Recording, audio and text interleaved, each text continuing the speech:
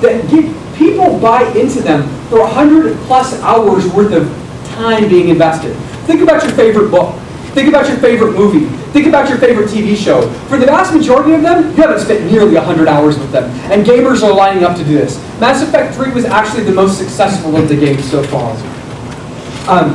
The narrative being told in these games is really interesting to me, and the way that they go about storytelling. The way that the game company actually gets to that level of design is they hire things like English majors in creative writing and have them actually writers assigned to help craft this story. At this game studio, the first assignment you get never ends up in a game. The whole point is for you to make all your mistakes on this first assignment and then learn how to do your craft so you keep getting better and better and better. I'd argue that not only games are games art, they're telling better stories than other forms of media. The third game is Rez. If you haven't played Rez and you like games at all, you really should. It was originally a PlayStation 2 game. It's available on Xbox Live and PlayStation Network now. It's developed by a Japanese guy. I'm going to horribly butcher his name, but it's something along the lines of Tetsuya Mizuguchi. Tetsuya Mizuguchi does interesting kind of games. His most recent game is a game called Child of Eden. Now what's interesting about Rez is it's what's called a rails shooter. Now what a rails shooter is you're on a rails like a roller coaster. So if you think of yourself on a roller coaster, you can't really move around, you can just turn and do certain things. And as you play this game, where you're battling an evil AI that's gotten into the system and you're a hacker battling against it, the game works in what Mizuguchi calls a synesthetic format. And the synesthetic format is attempting to stimulate all your senses. Rez is best played in a dark room with the music turned way up. Because what you're doing in this game is the game vibrates as you shoot things. The music changes as you shoot things. You're making your own version of Rez as you play it. Rez is a magnificent game that almost becomes akin to a trance or a dance experience, with graphics stimulating your eyes, music stimulating your senses, and the vibration stimulating your body. It is a fantastic experience that simply has to be encountered to fully appreciate.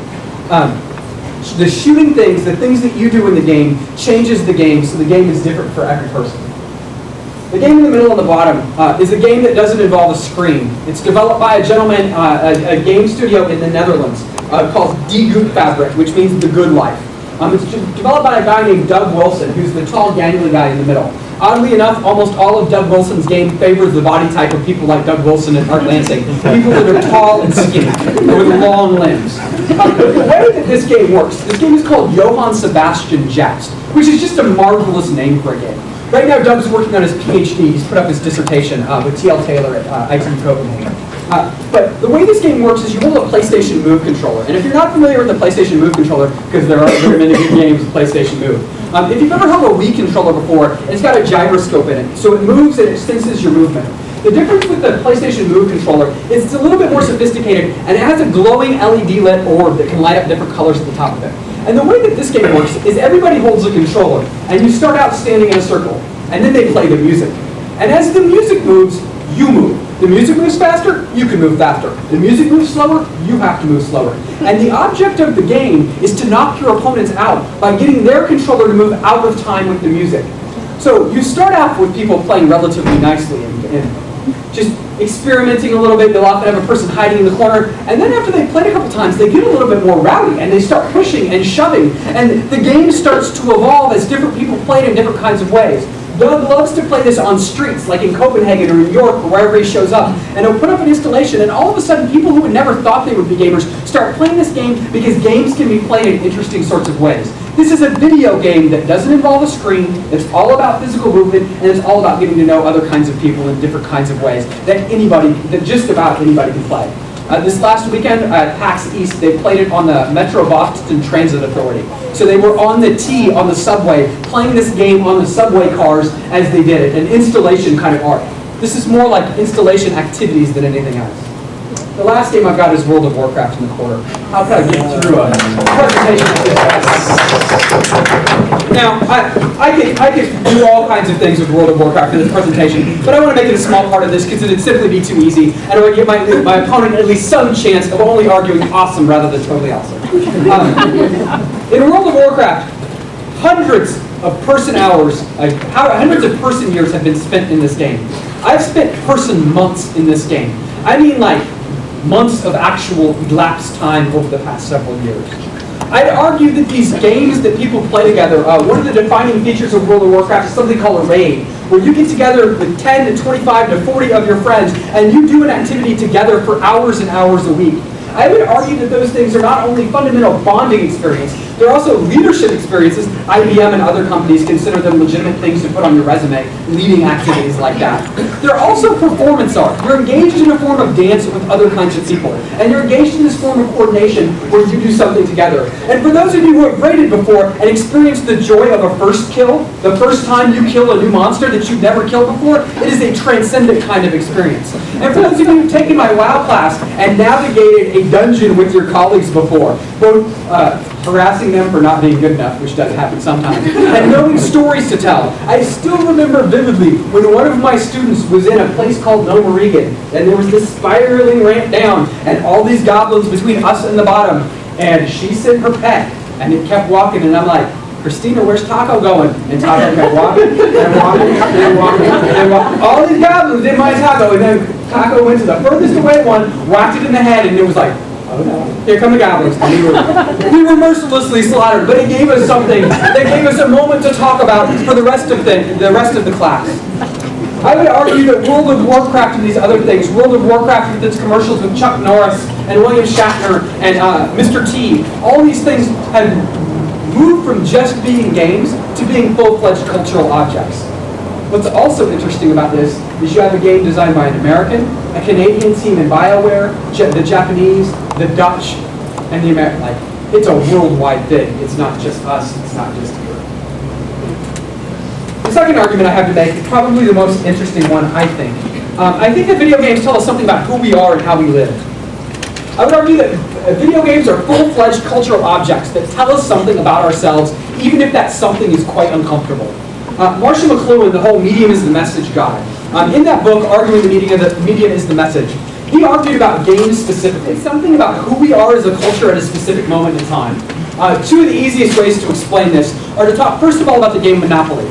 I'm sure that many of you have played Monopoly before. First of all, Monopoly is a pretty crap board game. There are much better board games for you to play. Just ask Rick and Sam, who I've been corrupting with all kinds of awesome board games. But aside from that, the rise of Monopoly, which is actually based on the Landlord's Game, is an interesting kind of moment. The original game that was based on was anti-capitalist. And then Monopoly changes it into a capitalist kind of game, which is interesting. It takes off during the Depression, right? The game becomes popular in the American Depression. How cool would it be to be a landlord in the American Depression? That's what you wanted to be, and you wanted to make people bankrupt. This was an ideal, the ideal that you were seeking, right? That game makes sense for that period in time. I think it's fascinating. A different kind of example about games telling us who we are and where we're from is to look at sports in the United States. What was the most popular sport for like the first half of the 20th century? Baseball. Baseball, right? Is baseball the most popular sport now? Aside from Nick Latta, who's on the baseball team, and nodding, yes, please, let it be, right? The rest of us know that baseball simply isn't that popular here anymore. And if you go to a baseball game, you don't see a representative demographic sampling of the United States. You see old and white and wealthy, more likely than anything else, right? Football is far more popular right now. And at least part of the argument that I would make is that baseball plays for way too long, right? It doesn't have any necessary endpoint. It's way too slow. It just doesn't fit for right now. And it doesn't fit for automotive dissemination, right? Baseball's best live or on the radio. Football's best on TV. Those games are popular and they tell us something about how we consume sport. We don't all go there anymore. We don't all listen to the radio. We all watch it on television. So that's part of the rise of football. So that's these games. You've got Battlefield 3 and Call of Duty Modern Warfare. Very prominent shooter games. The more successful one is the Call of Duty series. The Call of Duty series boasts the four most successful entertainment launches in the history of the world. They make more money than all of Harry Potter movies. They make more money than Jaws. They make inflation adjusted and all that jazz. They make more money than any of your books. They make more money than any of your television shows. So if we're strictly talking in dollar terms, these are the most successful entertainment products ever released. That's crazy, right? The suite of Call of Duty games have made billions upon billions of dollars. We're in the 3 billion-ish kind of range at this point. That's nuts, right? But the fact that we will buy that many copies says something really interesting about who we are and where we are. The fact that these war games are played largely in the United States and Europe says something about who we are and where we are. The fact that they started with Nazis and now have moved to terrorists says something about us. The fact that they tried to set one in the new war on terror in Afghanistan and then had to change it because the games are often predicated on online play where you take the position of both sides, both the Nazis and the Allied forces, so that you would take the position of the terrorists. Well, that didn't go over so well with the Al-Qaeda, right? So that at that moment, games took on a different level of cultural authenticity. It's not just the money, it's how much they matter. The second most successful genre of games, and I think it says something largely about gamers, are sports games. For many gamers in this room, I suspect that they have many unkind things to say about the gamers that play these most popular games up to the top. They consider these like the hip things, the things that everybody else plays, the things that the intelligent gamers do not. It's kind of like if you know that music snob friend that doesn't like Britney Spears, even though Femme Fatale was a freaking awesome album.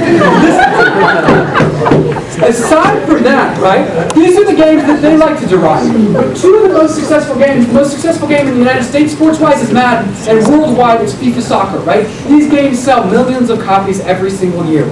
The games that we play tell us something about who we are and where we are.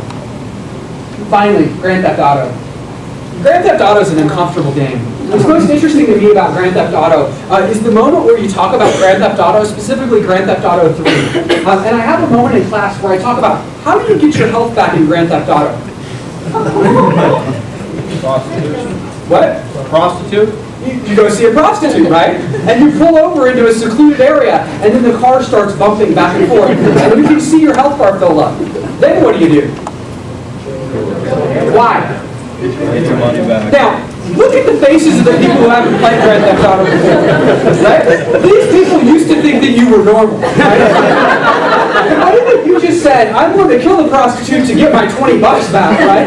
Just made them think that you were evil, abominable, awful people. And this is the most delightful moment, I think, to think about video games and where they can push us. Because if you've played Grand Theft Auto before, and you've done some of the things that you've probably done in Grand Theft Auto, they're both surreally amusing, and they're funny, and they're humorous. But they do all those things in a way that you simply cannot explain to someone who hasn't done it before. You simply cannot do it. But when normal, right-thinking people think this way, I think games push us to a different kind of place that we don't often get in other kinds of media. We just don't get it. Now, that said, when we demonize potentially Grand Theft Auto for being a gangster game, one of the best television shows of all time? The Sopranos, right? Arguably the greatest movie series ever made, because we don't count the third one, The Godfather series. Right? So when we think about these things, they push us to interesting kinds of places. It's also notable that these games are not developed by Americans. It's a Scottish game design company making games in the imagined United States. I think there's interesting things here. Grand Theft Auto 4, by the way, has the largest dev cost of any single-player game. It cost over $100 million to make. It sold over 20 million copies of its game. These games are serious business. The final argument. Games make the world a better place. Now, this is an argument that's easy to make, and I think it's a little straightforward, so we won't spend a ton of time here. But I want to spend at least enough time to develop it. Two of my favorite examples are Free Rice and Folded. Free Rice is an interesting game. Free Rice started out as a vocabulary game. It's like the SAT test prep you might have done before you came to CLU, because I'm sure you were arduously studying to get all those scholarships and rack up all of the cheddar that you could then make rain from the club. But Free Rice now has explored other modes of analytics. So you can do math games, you can do other kinds of problem solving. It's basically standardized testing. And the way that it works is it zooms in on what you're used to. And through sponsors, you're getting questions right, donates rice to people in the developing world, people in need, people that are hungry. And so that they get sponsors to help sponsor this site. You answer questions correctly, and then food goes to the hungry.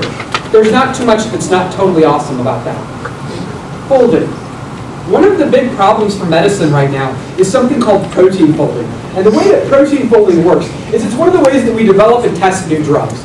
The traditional way of doing this was to run possibilities through big supercomputers. The biggest supercomputer to do this, anybody know? The PlayStation 3. They debuted a thing on PlayStation Network where PlayStation users could download it to their own PlayStation, and when it was in downtime, it would crunch numbers, so it turned it into the biggest supercomputer, crunching protein folding to help produce drugs to help solve disease. Not too bad. But now they've created a game with it. And the way that the game works is you get to play this game and help try to solve protein folding. And help try to make the world a better place by help trying to develop these drugs. What's interesting is the stories that come out of this game. The kind